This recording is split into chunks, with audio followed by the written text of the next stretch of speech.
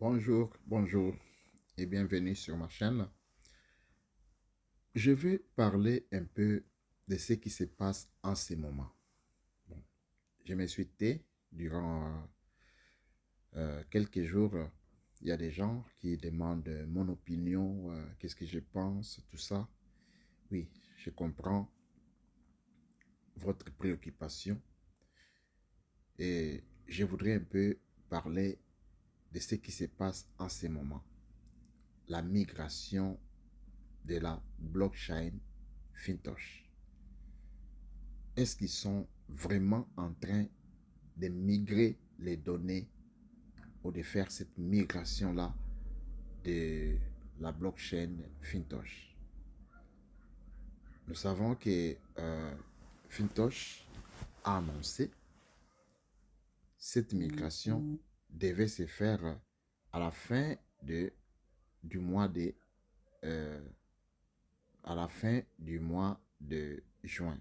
Mais là, ils ont changé leur agenda et ils ont annoncé maintenant la publication, c'est-à-dire la publication de la blockchain FTC, qui est la blockchain de Fintosh, le 1er juin 2023.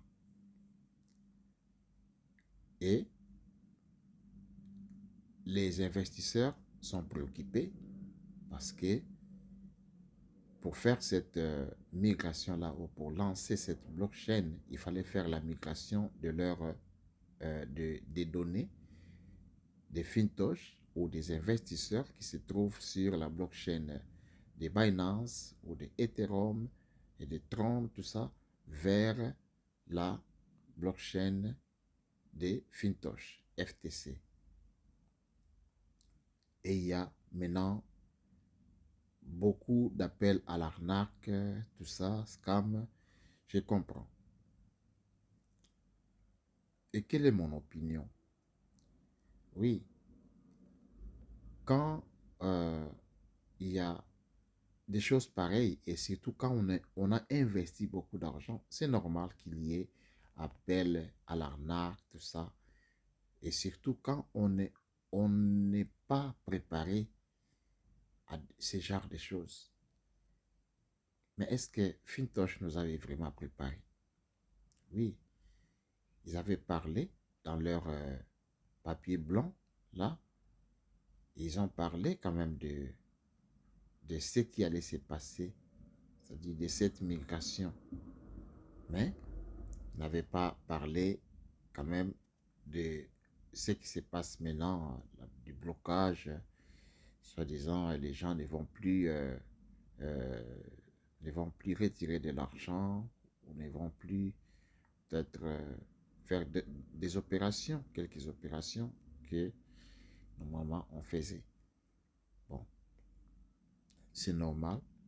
Si on avait dit, s'ils avaient dit qu'ils allaient faire c'est là où ils allaient bloquer les retraits d'argent, tout ça.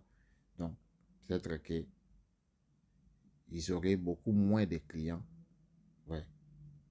C'est pas que parce qu'on a confiance en Fintosh et que Fintosh doit faire en sorte de révéler tous les secrets professionnels. Donc ça fait partie peut-être des secrets professionnels, de ne pas révéler aux clients que nous allons bloquer votre monnaie pendant quelques jours, tout ça pendant tant que nous allons faire la migration. C'était pas prévu, mais c'est ce qu'il fallait faire pour que, afin que la migration se passe dans la douceur. Alors, le conseil est que, comme ils ont donné la date de lancement de la blockchain au 1er juin 2023, alors, ils ont dit qu'après le lancement, peut-être ça va se passer une période de stabilité avant que les opérations reviennent. C'est-à-dire, peut-être on peut attendre 2 jours, 3 jours. Attendons vers les 3, vers les 4 juin pour voir ce qui va se passer. Est-ce qu'ils vont honorer leurs paroles? Est-ce qu'ils vont vraiment reprendre euh, tous les services, toutes les opérations que nous faisions, les retraits, tout ça, les dépôts? Qu'est-ce qui va se passer? Alors là, je ne vais pas prédire, c'est-à-dire prédire ce qui va se passer. Tout simplement, je suis serein, j'attends, comme tout le monde, que les activités reprennent à la normale. Mais le fait que Fintosh travaille sur la blockchain, on sait que sur la blockchain, tout est transparent. On peut vérifier si réellement il se passe des choses dans la blockchain de Fintosh.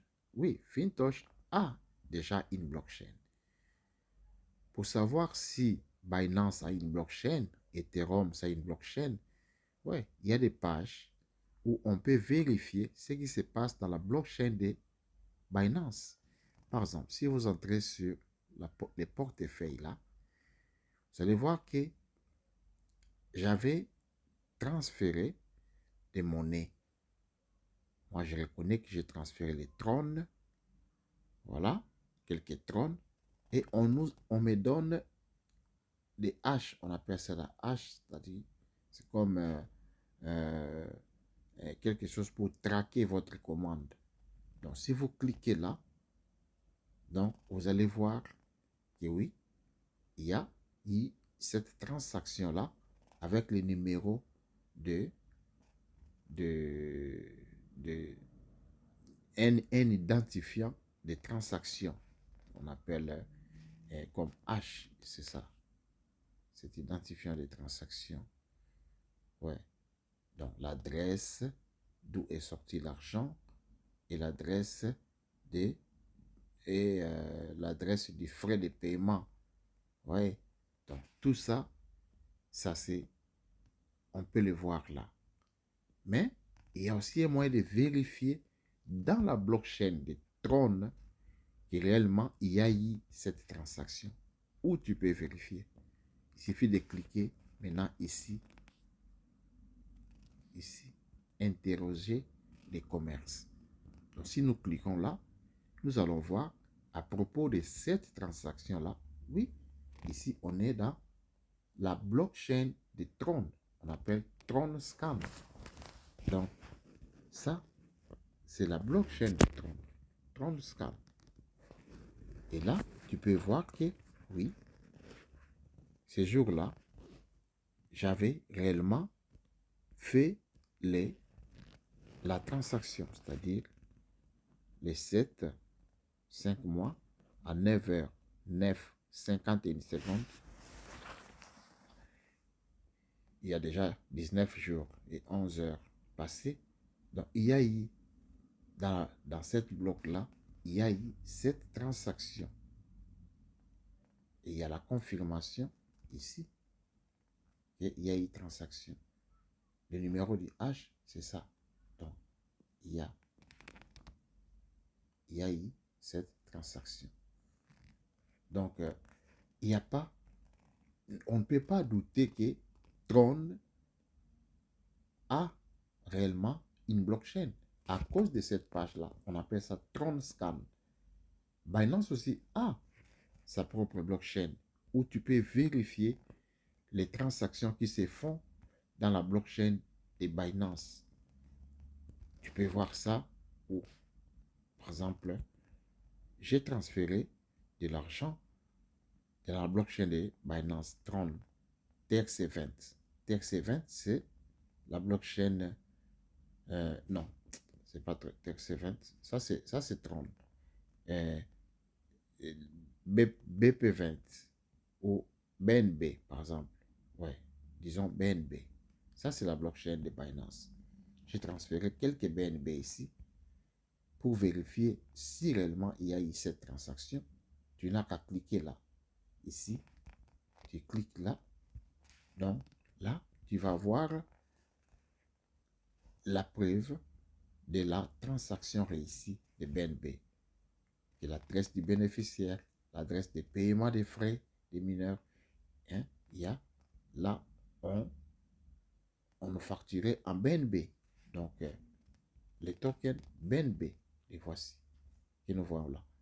C'est ça, c'est avec ça qu'on paye les frais, les frais des transactions dans la blockchain de Binance, BNB. Donc, si nous voulons vérifier si réellement il y a eu, donc vous n'avez qu'à cliquer, à interroger les commerces, c'est-à-dire la blockchain de Binance.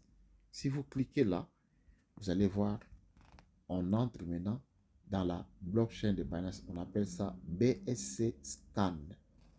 BSC Scan.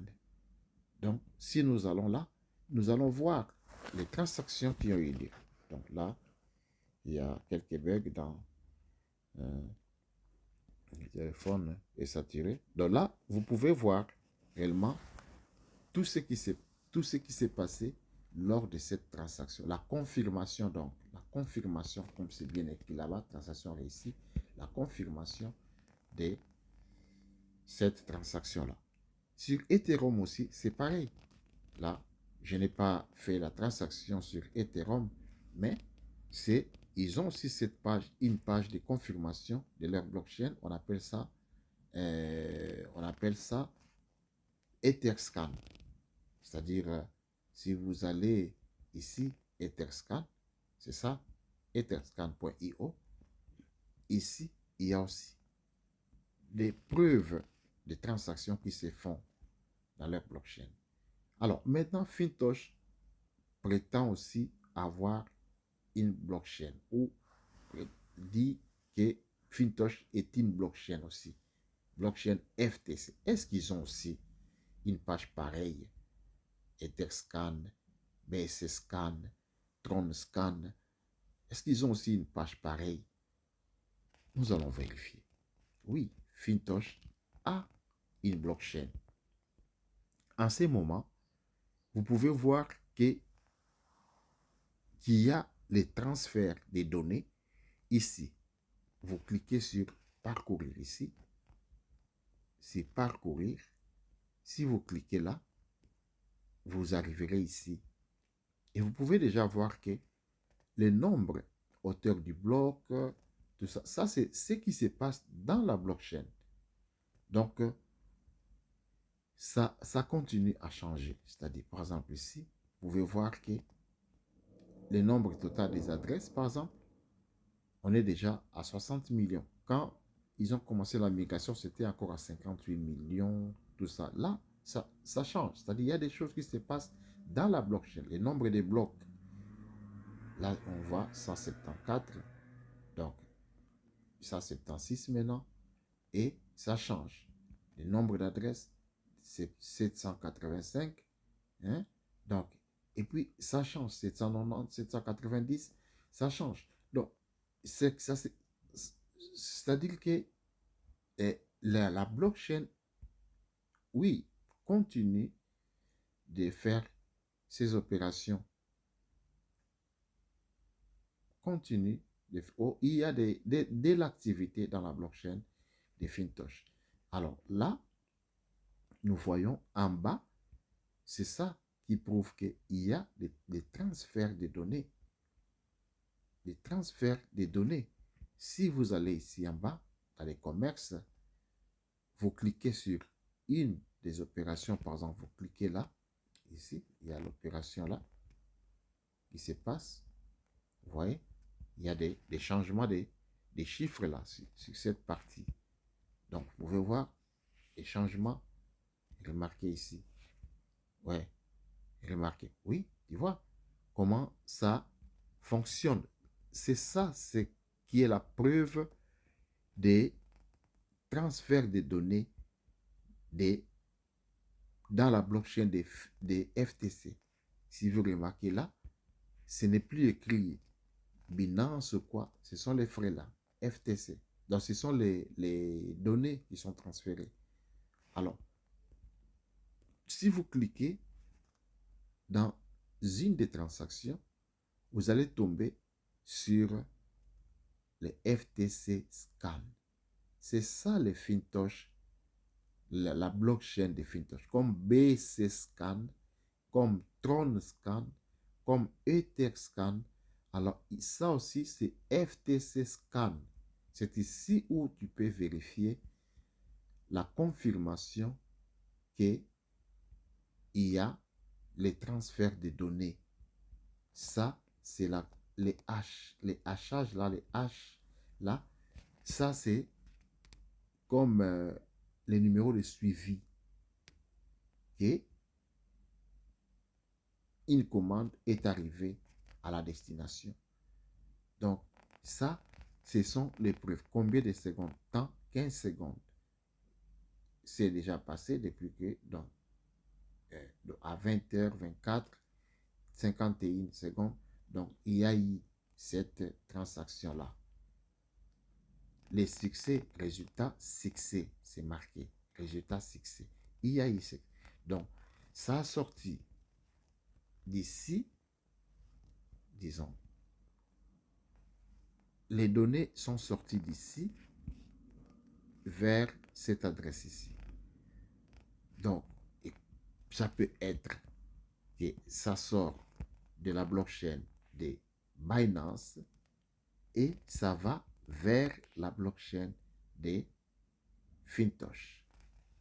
Pourquoi on dit que c'est la blockchain de Fintosh? Donc, la valeur de ces données-là, c'est calculé maintenant en FTC, qui est le token de Fintosh. Ce n'est plus en Binance ou quoi. Donc, c'est FTC. Regarde, ils ont transféré 0,3460, je sais pas quoi, FTC. Ils ont payé des frais de transaction. Dans la blockchain de Binance, c'est BNB. Ici, les frais de transaction, désormais, ça sera FTC. Vous voyez? Les gaz, prix des gaz, c'est FTC. Donc, tout ça, ça montre qu'ils sont en train de développer leur propre blockchain. N'en doutons pas. Ça, il y a des preuves. FTC Scan, c'est comme dans Binance. Qu'est-ce qui prouve que Binance a une blockchain? Il y a BSC Scan. C'est ça la blockchain de Binance. Polygon aussi a sa blockchain. Donc, tout prouve qu'il y a réellement de l'activité qui se passe. Il y a réellement les transferts de données qui se fait dans la blockchain de Fintosh. C'est ça. Donc, dans les commerces ici, il y a de l'activité. Alors, il faut patienter puisqu'il y a beaucoup de projets que eux, ils ont. Donc, nous allons bénéficier beaucoup plus avec ces transferts. Parce que si après ces transferts, donc ils vont mettre en œuvre, ils vont mettre sur pied, donc mettre en œuvre leur projet, c'est-à-dire concrétiser maintenant leur projet qu'ils ont annoncé ici dans les papiers blancs. Vous voyez, il y a beaucoup de projets qu'ils ont annoncés ici. Venons découvrir un peu quelques projets qu'ils ont annoncés. Par exemple, là, j'ai listé, il y a, disons, par exemple, ici. Par exemple, là, application. Regarde. Il y a des applications qui vont mettre maintenant à fonctionner. Donc, Super Payment Gateway, application de paiement FinPay, application de paiement FinPay, c'est-à-dire nous serons en mesure de payer, d'échanger, c'est-à-dire notre nos cryptos en monnaie fiat.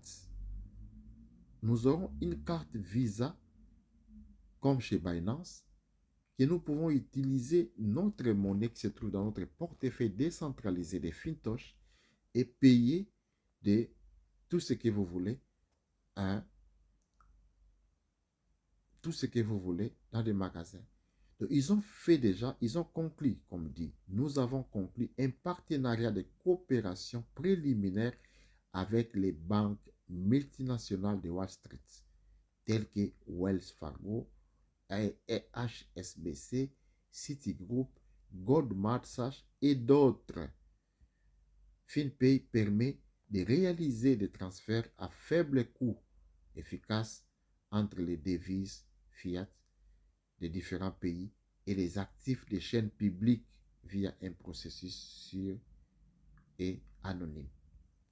Donc, vous serez à mesure de faire ces opérations-là, c'est-à-dire FinPay va nous aider. L'argent que nous allons gagner directement sur FinTosh, vous pouvez directement les transformer en monnaie fiat dans vos banques ou les transférer directement sur vos comptes bancaires.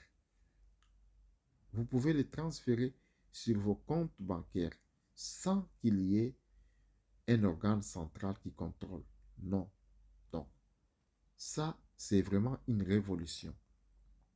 Et si vous lisez tout ça, vous allez voir beaucoup d'autres projets que je ne fais pas, dont je ne vais pas en parler aujourd'hui, peut-être sur une autre vidéo. Mais sachez qu'il y a des choses qui se passent dans les backgrounds de FinTosh et nous ne pouvons que patienter et attendre ce qui va se passer. Parce que si vous allez là, je ne sais pas si vous avez déjà activé cette partie-là. Si vous avez déjà activé cette partie-là, vous voyez, acheter. C'est-à-dire ici, vous pouvez acheter des vis d'achat ISDT. Mais vous pouvez aussi des vis d'achat ISDT, mode de paiement ISD, dollars par exemple. Donc vous pouvez acheter directement à partir d'ici vos ISDT et à travers donc avec vos monnaies, la monnaie, c'est-à-dire ISDT ou bien Euro, tout ça. Donc là, il y a déjà des monnaies japonais, ou won coréen, donc vietnamien, et ça va s'ajouter. Il y aura aussi Euro. Donc tout va arriver. Vous voyez, la quantité d'achat, vous n'avez qu'à ajouter, c'est combien vous voulez acheter. Je vais acheter par exemple 100 USDT. Ça, c'est les BEP20. Vous pouvez acheter les Tron Scan. Vous pouvez donc. Et vous payez avec les dollars directement à partir de l'application FinTosh. Vous voyez? Et vous pouvez les transférer dans vos banques. Regarde. Méthode de réception la méthode de réception de paiement. Vous pouvez voir ici. Donc, il y a beaucoup de choses qui peuvent se passer. Donc là, vous deviendrez comme un marchand, quoi. Vous deviendrez un marchand. Vous pouvez vendre vos cryptos peer-to-peer, d'une façon décentralisée, vendre vos cryptos et acheter les cryptos. Donc, tout ça, vous pouvez les faire directement à partir de l'application. Donc, il y a des choses qui se passent. Nous ne pouvons qu'attendre pour pouvoir. Je ne vais pas vous montrer ici parce que moi, j'ai déjà activé. J'ai déjà mis même les données de ma banque, de mes banques. Donc, j'ai des comptes Wise, compte Payer, compte PayPal. Donc, tout, nous pouvons récupérer notre argent directement à partir de ces comptes-là. Donc, nous ne pouvons qu'attendre jusqu'à ce qu'ils finissent leurs opérations et profiter au maximum des avantages que FinTosh nous offre. Donc, pour moi, je suis serein, j'attends et je vous conseille aussi d'attendre. Oui, l'argent, oui, chacun a mis de l'argent dedans. Il y a des gens qui ont mis des 10 000, des 20 000, des 100 000 dollars. Donc, oui, ils sont inquiets aussi. Et nous aussi en Afrique, même 100 dollars, c'est déjà beaucoup pour un Africain. Même 100 dollars, c'est déjà beaucoup. C'est normal. Peut-être que vous avez vendu quelque chose, vous avez emprunté chez quelqu'un. C'est normal d'être inquiet. Mais comme Fintosh est transparent dans ce qu'il fait, dans ce que, je sais pas, Fintosh, c'est masculin, féminin, dans ce qu'elle fait, disons, c'est comme c'est une blockchain.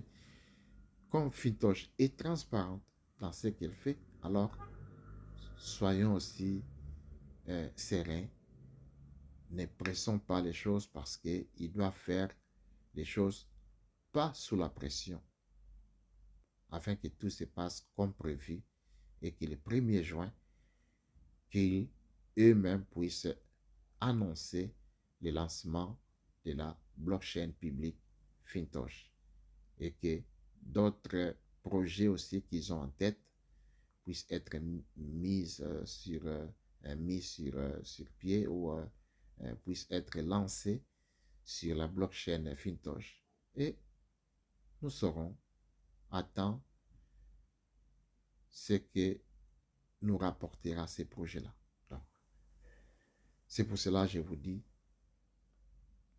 ayons la patience. À la prochaine vidéo, je vous dis bonne patience quoi, à tout le monde qui, qui est inquiet, qui sont inquiets, ceux qui sont inquiets à cause de la migration des données des Fintosh d'une blockchain à l'autre, c'est-à-dire des données qui se trouvent sur Binance, Ether, et donc Ethereum ou Tron vers la blockchain des Fintosh.